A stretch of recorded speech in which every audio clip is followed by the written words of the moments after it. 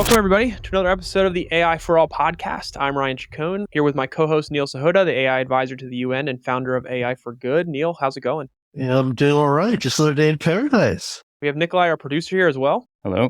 All right. So before I introduce our guest today, our focus of this conversation is going to be talking about the importance of prompts in AI, the role of a prompt engineer, the evolution of open source LLMs, and their role in businesses. And to discuss this, we have Ismaen Aboubakare, the head of developer advocacy at Airkit.ai. They are a company that helps brands automate and scale their customer service capabilities using AI. Ismaen, nice to have you here. Yeah, nice to meet you all. Thanks for having me. So let's kick this off. Let's talk about just what the importance of a prompt is. And when we say prompt, what do we mean by that in the AI space? I know a lot of us who have been playing around with ChatGPT and other AI tools probably have an idea, but there might be some listeners who are just to kind of get them caught up when we're talking about a prompt. What does that mean? What is the importance and why does it matter? A prompt is what you use to essentially interact with a model or an LLM, right? I think Andres Kaparthi, I don't know if I'm pronouncing that name right, but he actually tweeted, I think it was in January, that the next programming language is going to be like natural language or English, if you will, which is essentially instructing an LLM or a model to do something or get an output based off of like what you're intending it to do. So I find like prompts are really important because there's different types of prompting techniques as you're trying to engineering prompts to get a better output, such as doing like few shot prompting, which is like giving it examples based off of what you're trying to get like output out of the LLM, or maybe chain of thought, which is like doing having the LLM think in a series of steps. And so prompts are just essentially the tool that you have to interact with a model. You're out there listening and you've used ChatGPT, when you type into that text box anything that you're asking ChatGPT to look at, deal with, do, that's the prompt, right? And that kind of carries over to if you talk to a chatbot and you've typed in anything into the chatbot, that is a prompt to then interact with that data, that model, in order to get a response or have it do what you're hoping for, which then brings us to kind of my next question, which is who is responsible for building the functionality for prompts to be usable or can be worked around for. So this is, I guess, what we're talking about, like a prompt engineer, right? So what is that role? It's a new role. It's definitely something that I have not heard too much about. Neil might be more familiar with it, but just generally speaking, talk to us about what a prompt engineer's role is and why it's important with all the stuff that we see going on in the AI space. A prompt engineer, like you said, is kind of like all the buzz, right, in the last few months as a part of, I guess, what people are calling like the ChatGPT revolution, right? Everything, the hype around AI. I think it is, or at least I think there's a lot of different definitions for it. My personal opinion and definition of it is someone that can successfully evaluate, apply and productize AI in a business or in their particular use case.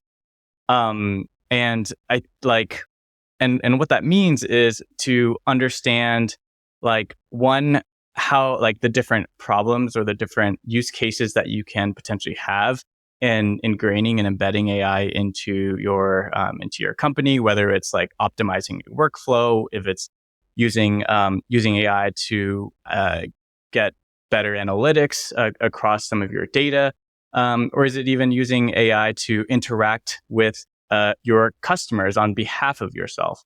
It's understanding what models to use, how to use those models, how to prompt your models, and implementing the AI in a, I guess, like a better experience for like whoever's using it.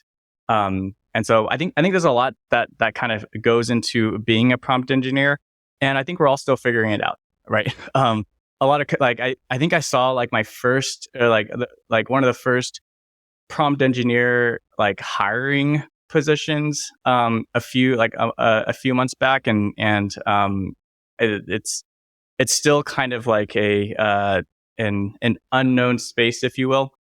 But people are trying to companies are trying to embed AI into their workflows, and so getting people that are familiar with how to do that, what are the different use cases, what kind of tools are available in a in a one secure and compliant and useful manner for their end users is really important. I'm going to play ignorant here for just a moment, right? Because maybe that'll help clarify a couple of just things for our audience. It kind of sounds like we're moving back to COBOL, because COBOL was a programming language based on natural language. You'd say, add A to B. I know this is not the same, right? What's the difference between the prompts we're using with generative AI? It's a little like COBOL.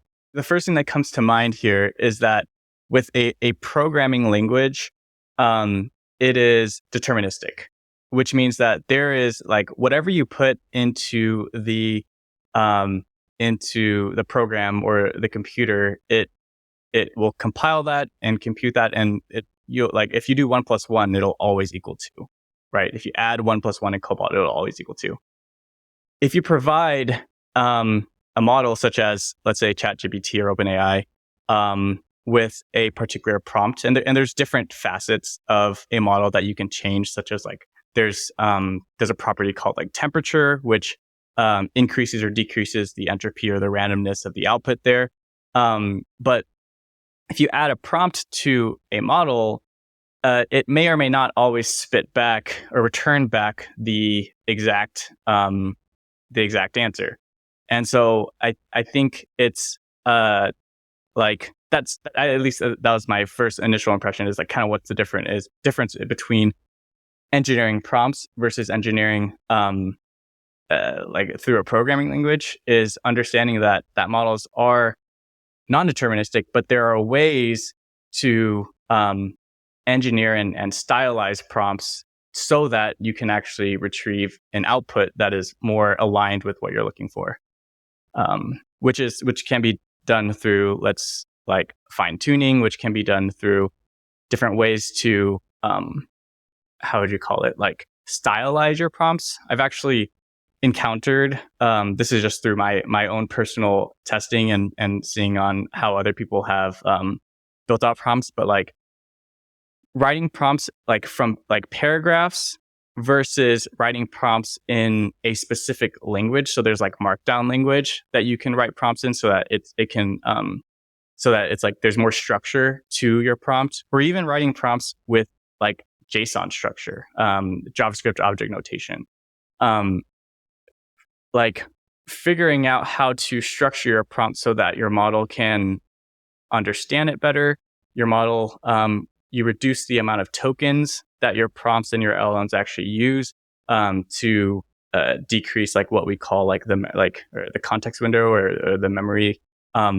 I don't know if we want to go down that rabbit hole, but at a high level, models have a context window, which is a memory, which means like how much data can you provide it in order for it to like within your I guess session of a prompt, or sorry, your session within interacting with the model. Maybe to simplify that a bit, we could say that it's about parameters, right? Where we're trying to add the structure you're talking about is really around parameters. So like my friend, LJ Rich, very famous musician, she actually uses generative AI to compose music. And so her prompts are like 500 words long. You know, she's talking about, I want to use these 4 tones. I want to use this harmony. I want to use this melody. I want this kind of jazzy beat. I want a reggae thing, you know? So she's looking at the structure of lyrics and the actual music because she understands what forms that. And I think this is an area where I think a lot of businesses struggle, in that they think, okay, I'm going to go to ChatGPT and say, I need to write, I need to write an award-winning speech on X, and that's not sufficient enough prompts, right? It's not enough parameters, I should say, to get a good draft of that. But I think everyone seems to be looking like, well, I got to hire some prompt engineers. They're turning to a lot of technologists. They may not know the space. Like, I don't know many technologists that understand music to the depth that LJ does. And I think the real thing I think we're trying to get to, and it sounds like what you're actually doing, Ismaen, is that how do we put this power in the hands of the business people that actually understand the domain and understand those parameters? I think the term like prompt engineering is a scary word, in my opinion. It can imply like technical, it can imply coding, it can imply programming, etc. this field is so fascinating because I feel like people from wide ranges of backgrounds, whether you're technical, you're non-technical, whether you're a musician or an artist, you can use natural language to take advantage of these models. And being like an expert in your domain and understanding the notes or tonality or however you want that output to be can actually be more effective being a domain expert than sometimes just understanding how to use the model itself. And so I think at the end of the day, there's like the ultimate way to learn how to prompt is to just spend time using these models. You can see like all the different models that are being released from OpenAI, such as like GPT 3.5, GPT 4, Anthropic Cloud 2. There's no documentation on how do we use this. There's documentation on how to make a request to the model, but how do you get the best output? What are the best practices? And the companies that are actually providing these, that are building out these models, I think they're still figuring out what the full potential of these models are. And so, I think, jumping off of your point is, domain expertise sometimes can trump, like just understanding techniques as well. Let me ask you, when it comes to kind of when we're talking about, I know I like how you kind of address the point of when we say engineer, what does that mean? Because to some, it's a very scary technical term. What businesses are really going to be focused on hiring prompt engineers, and what kind of skills are required to be kind of a prompt engineer? Is it going to be the companies that are building these LLMs and building these tools and that are going to be adopted by other companies, or is it potentially also the companies that are going to be bringing these tools into their business and needing somebody that can help the company be more efficient by understanding what kind of prompts well with a certain model for a tool that they have in order to be efficient with that tool to help their business do whatever they're trying to do with it? I think I foresee it actually being the latter. The businesses that are looking to embed artificial intelligence or AI into their workflows, the businesses that are looking to automate specific interactions, or even just build or like 10x some of their productivity. I think that those are the type of businesses that are going to be hiring these prompt engineers. And then possibly even like there's this, like, how would you say it? There's this kind of wave or like with OpenAI and that the AI revolution that we're living in right now, leveraging AI is completely different than it was, let's say, 5-10 years ago with like being a machine learning engineer. Because I think anyone from any background that, or like if you are technical, then you can use an API and developers, or like the developer experience around using some of these models is actually a lot more simple. You don't have to train a model on your data.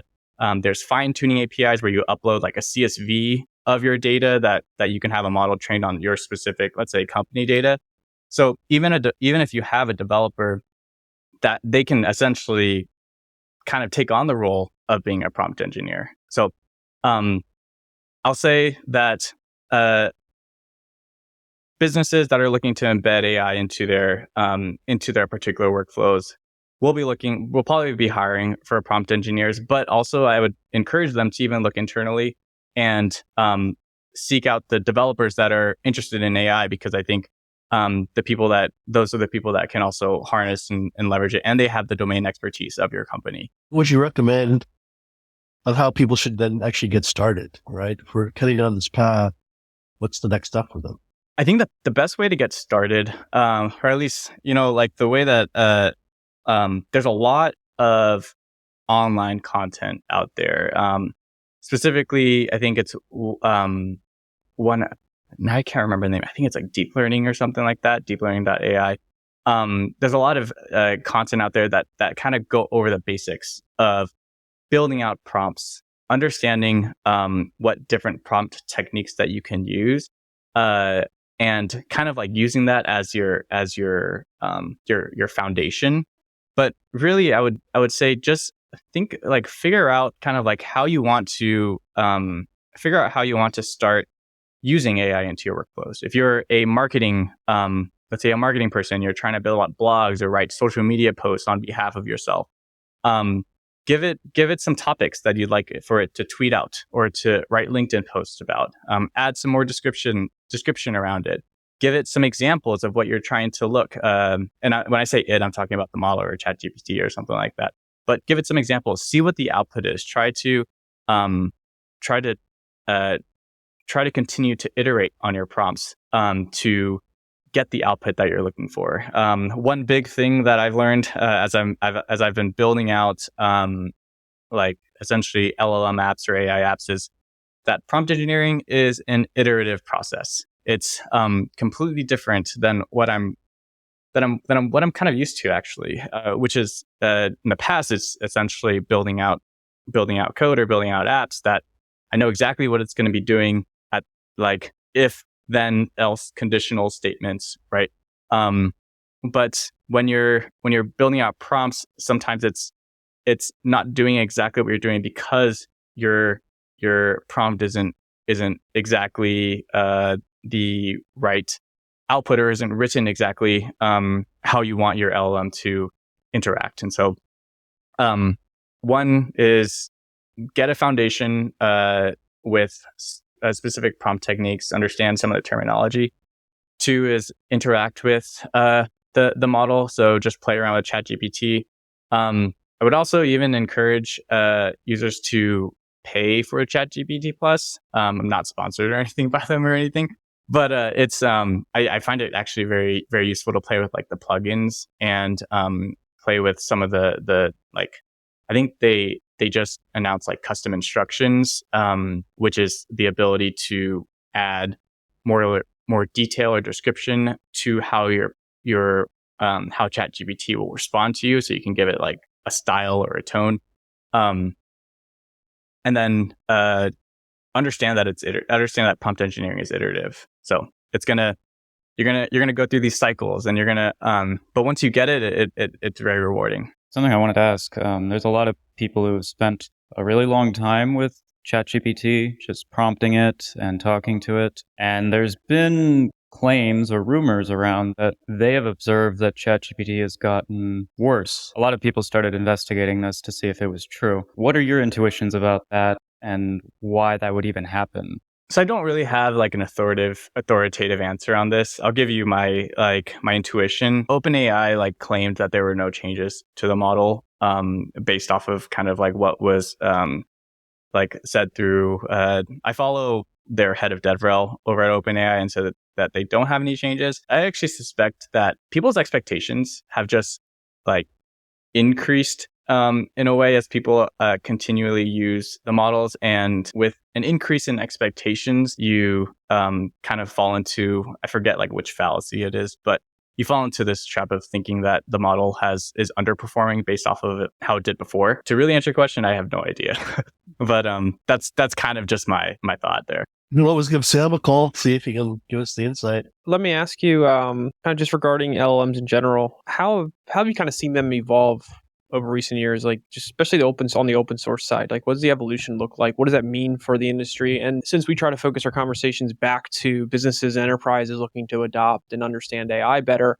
what should people be thinking about when they hear about open source LLMs and the benefits and values it can kind of provide for a business? So around open source LLMs, it's honestly been evolving, I think week by week, day by day. I think like the most newsworthy open source LLM that just got released was like Llama 2 by Meta. Some say that it is it's as accurate or as powerful as like GPT 3.5, I think. But with kind of like that evolution of open source LLMs, when a large company such as Meta releases an open source LLM, what it does is it actually kind of spins off a ton of different other open source LLMs to create better models. And so one thing that you get with working with those is you get to understand kind of like the inner workings of the model with a closed source model like OpenAI. Don't really understand kind of like you understand maybe like how many parameters it's trained on, and you understand like the different rate limits and all that. But with an open source LLM, you get to understand the inner workings, the functionality. You're able to contribute to it in an open source nature. And you're also able to bring it into and have full control when it comes to your own business or the enterprise. And so you get to maintain the performance of the LLM. You get to ensure like or have full control over like the data privacy of that model. So if you want to, let's say, take Llama 2 and fine tune it to your specific needs without the without the additional kind of like costs that it takes to fine tune a like closed source model, you can do that. And so I think the biggest thing is around control, around kind of like, I think data privacy is a big one. Control around cost, and then control around like performance. Yeah, I think those are some of the things that you want to keep in mind when working with open source LLMs.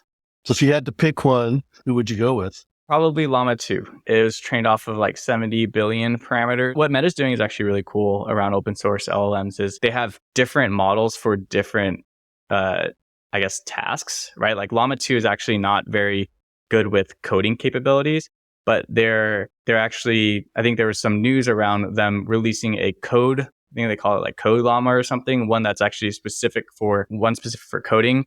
They just released like Seamless M4T, which is a multimodal model for using like around different languages, like speech to text, text to speech.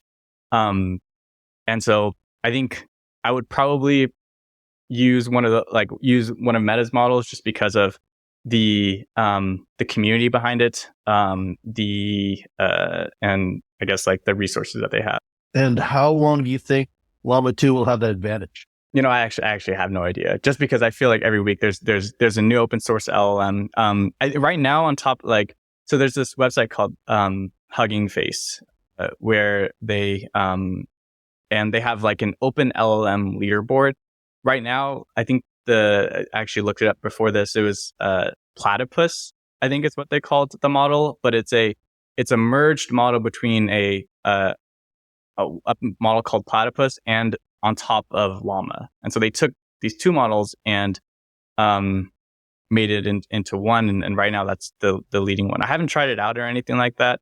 There's an open source project also called God Mode that is allows you. It's like a desktop app that you can type in a prompt and it opens up 5 different windows of different models all in one. So you can actually try out your same prompt in like ChatGPT, in Google Bard, in I think Cloud 2, and a bunch of other open source LLMs to kind of compare them. So if you are interested in looking at other models, how they perform, would totally recommend that. How do companies listening to this just kind of make a decision on how to even get started with adopting AI tools and LLMs and kind of just bringing this into their business? Whether it's creating an experience for their customers or just internally. There's a lot of stuff we're talking about here, which may be over the heads of some of the people just because they don't pay attention to the AI space as much. They're just looking for something to do a certain job and to help their business move forward or compete with their competitors. So how do you think people or companies that are looking into adopting AI solutions or bringing LLM into their business should just get started down that road and not feel overwhelmed? What's the approach or advice you have for them?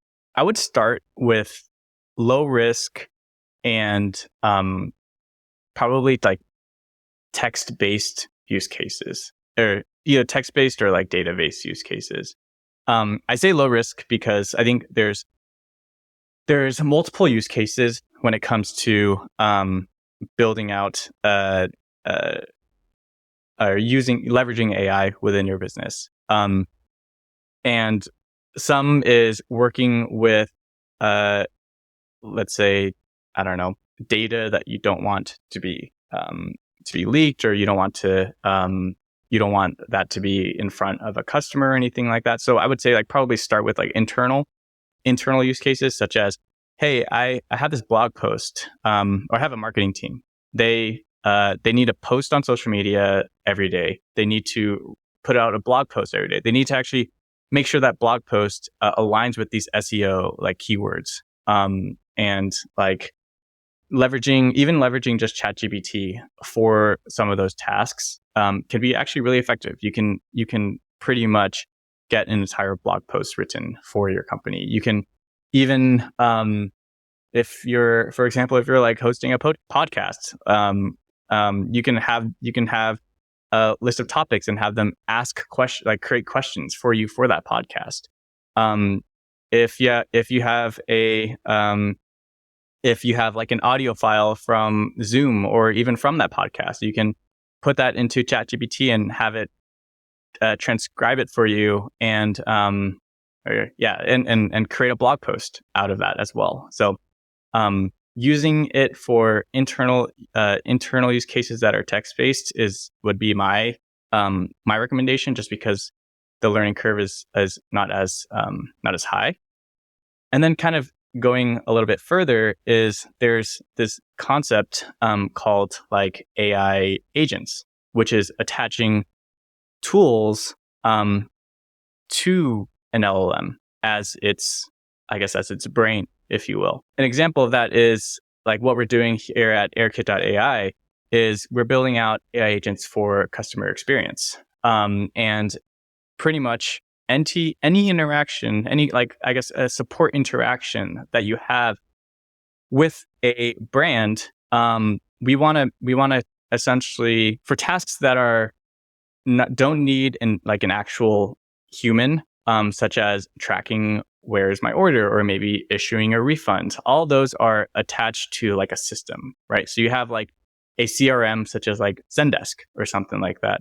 An LLM, like you can have your model talk to Zendesk, and given a user's phone number or maybe an order number, get the information straight from Zendesk, right? A model doesn't have access to the internet. You have to give it access. It doesn't have access to these tools. You have to provide it you have to give it access. And so allowing your model or giving your model access to these tools can then kind of interact with a customer on your behalf. So issuing refunds, knowledge-based questions, right? So it's like, oh, I have an issue with my mouse or something like that, that someone could probably figure out through a quick Google search, but they went straight to the support email, and you can help deflect calls or deflect support requests in a graceful manner. People get their questions faster. You don't have to wait 24 hours for a response from your agent. So I think kind of the next step out of these low risk or text-based use cases is actually giving your model access to your tools, to your systems, you also have to provide guardrails as well. But giving them access to those tools so that they can perform tasks on behalf of you. How do you handle like privacy with that kind of thing? That's always a question that comes up, and there are actually mechanisms that you can build within, within our platform, or if you're building this on your own, to one is require a form of authentication before actually having the model retrieve data, right?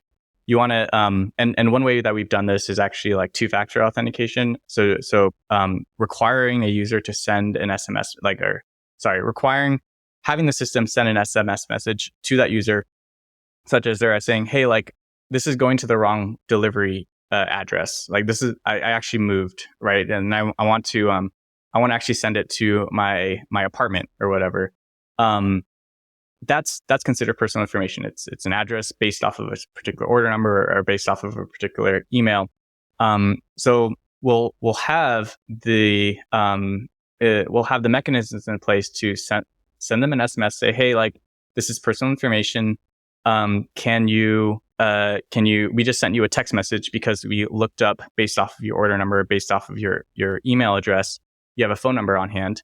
We just sent you a text message with a 6-digit code. Can you reply back with that 6-digit code?